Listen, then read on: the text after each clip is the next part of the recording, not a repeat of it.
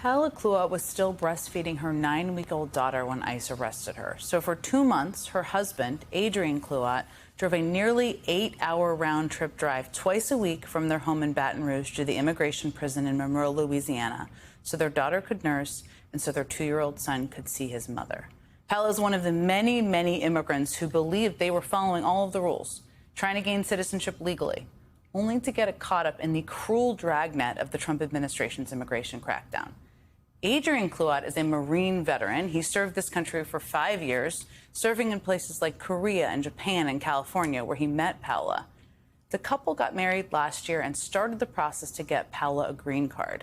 Paola was brought to the U.S. from Mexico by her mother when she was just 14 years old. And at the time, she was granted protection under the asylum system. But in the years that followed, she became estranged from her mother. So when her mother missed an immigration hearing in 2018, Paola didn't know about it. She only found out that her mother missed that hearing last year, after she was married, when she was trying to apply for a green card. Now, days before a green card appointment in May, Paola learned that because her mother had missed that hearing back in 2018, that meant she, as in Paola, was subject to a deportation order.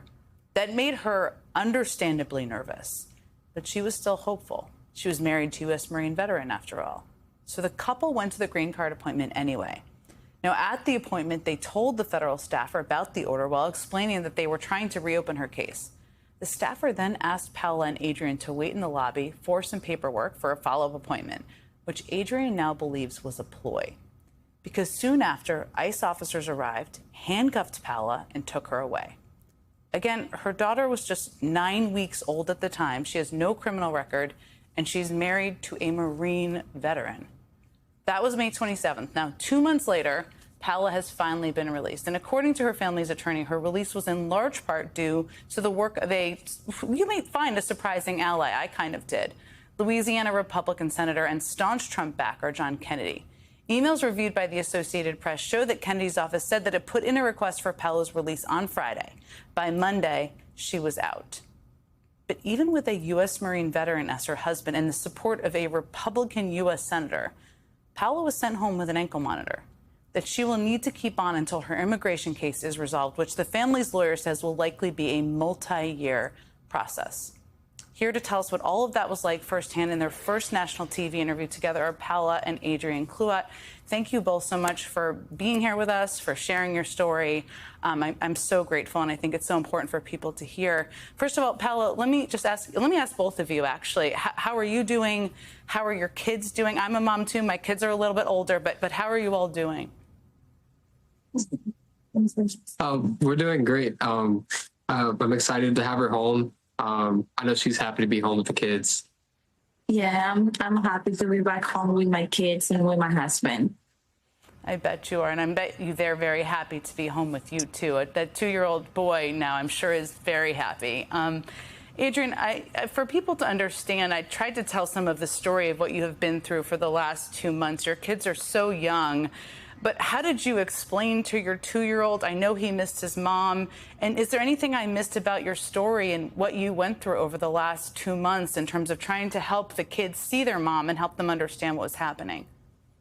No, I think you were very accurate. And as far as informing my son what was happening, it's more or less just mom's going to be home soon. I mean, he's too young to understand what exactly is happening. And I don't want him to grow up thinking, oh, my mom, was in jail or something like that. So I just tried to keep hope alive. And I took him to visit her as well. Let me ask you, too, Adrian, you described the end of Paola's green card hearing in May as a ploy. I just mentioned this, and we're seeing stories like this, unfortunately, all across the country. Can you help us, can you expand a little bit more on how that played out so people watching can understand? Yeah, we went in for the 2 interviews.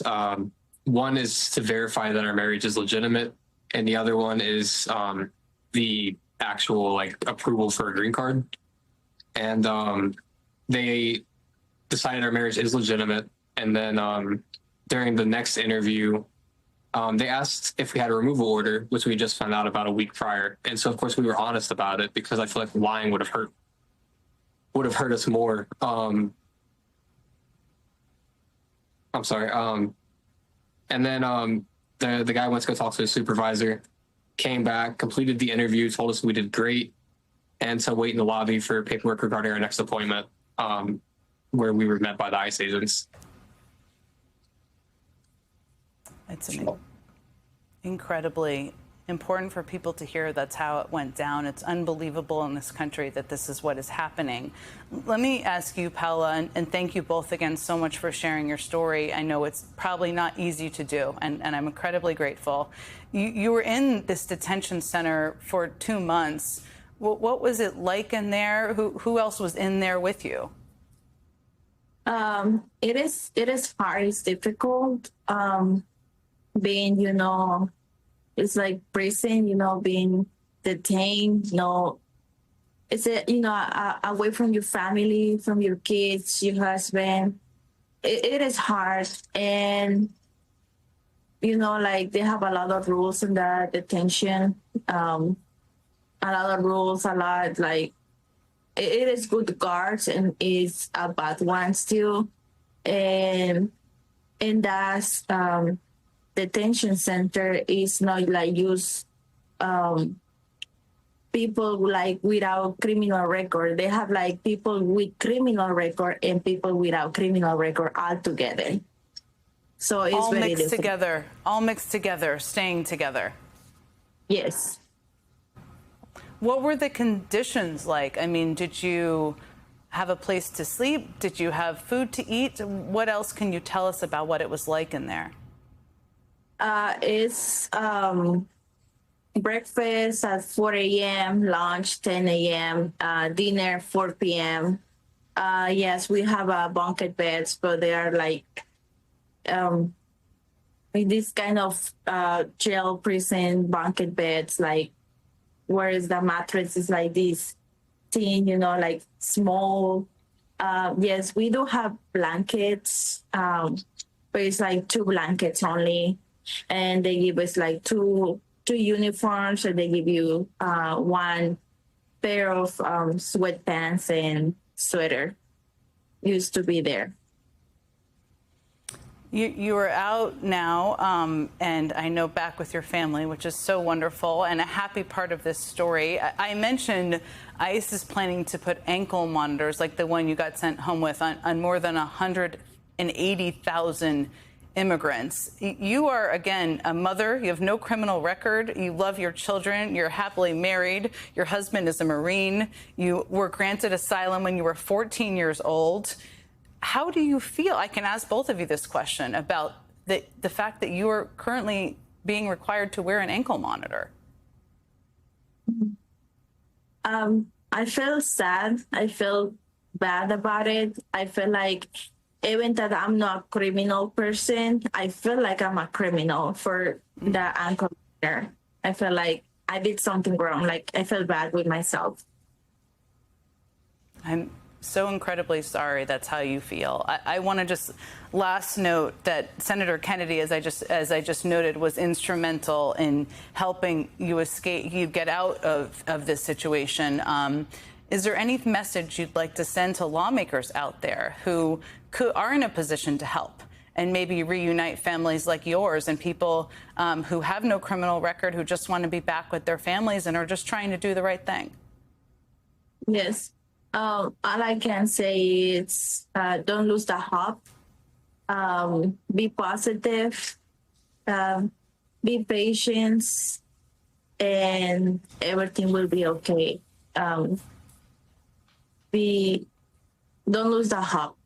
If you have kids, like think about your kids, that you will be okay. I don't know how both of you. Oh, go ahead, Ryan. Go ahead, Adrian. Go ahead. As lawmakers, there needs to be just a modicum of discretion used at the lower echelon. Like the ICE agents that arrested my wife knew that she was a wife of a Marine veteran. They knew we had she was breastfeeding, and they apologized to me.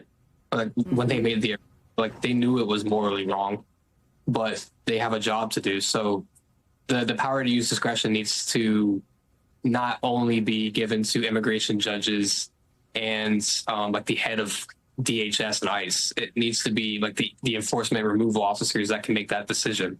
like maybe we shouldn't, have this person sitting in detention. And the ankle monitor thing to me kind of boggles my mind, because where is she going to go? Mexico? She wants to be here with her family. She's going to be here in the United States. She's here with me. But it is what it is. I'm just happy to have her home. Paola and Adrian, I don't know how you both have so much light still coming out of you, and you're so courageous in sharing your story. I'm so happy you're together. I'm sure everybody watching is so happy you're back together. Thank you so much, both of you, for sharing your story with us and for being with us tonight. Well, thank you. Thank you.